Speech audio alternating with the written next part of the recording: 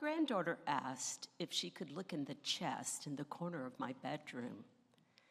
Among the dusty items, we found keepsakes from my childhood, an old Polaroid camera, a Girl Scout sash with pins and buttons attached, an old photo album, and one item of particular interest, a diary. The binding separated, yellow pages falling out, clearly showing its age of over 50 years. I wondered what entries my 12-year-old self might have written. Deciphering a pre-adolescent scrawl, I read, "I went to a play with Camille tonight, a story called Uncle Tom's Cabin." We all know Harriet Beecher Stowe's Uncle Tom's Cabin, the mid-1800s classic novel that portrays the realities of slavery. The entry continued, "I'm going to miss Camille when she leaves." Snippets of memories of that time begin to return. I remember when Camille moved. She was the daughter of the minister of my church at the time. As I recall, her father wasn't on my dad's list of favorite ministers. Thinking back to that time, I recall Pastor Martin was probably a little progressive for my father's liking. I wonder now if his progressive leanings contributed to me having this opportunity to see the play.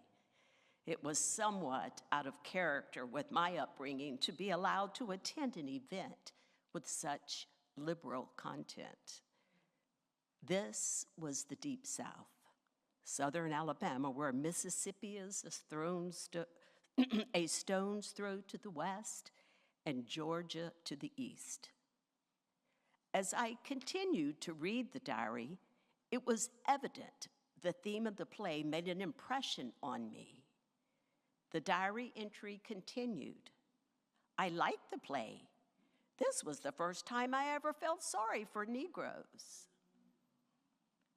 Of course, using the term Negroes was considered more polite than the term commonly used during my childhood.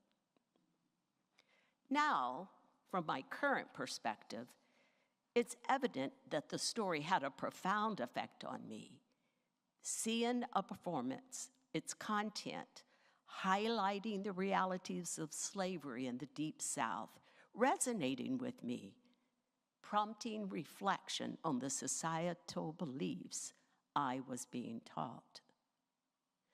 I grew up during the 60s and 70s in southern Alabama during integration of the public schools.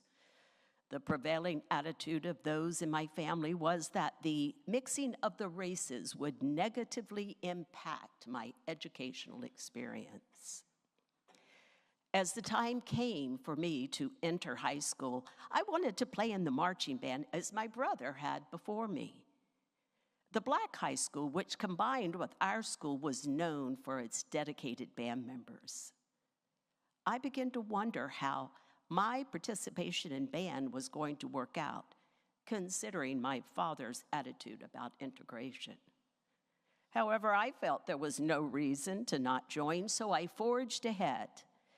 What I experienced was quite different than I was told to expect.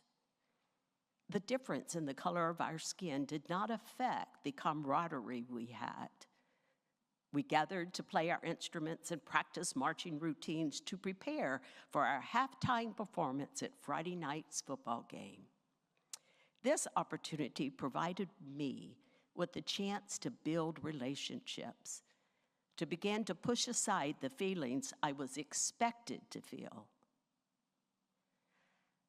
I now realize this was a pivotal time in my life as my views around race began to evolve. A 12-year-old sits cross-legged on the bed, holding her diary, pen in hand, contemplating the experiences of her day, not realizing where those experiences might take her, but would one day look back, thankful for the opportunities that allowed her to see the world through a broader lens.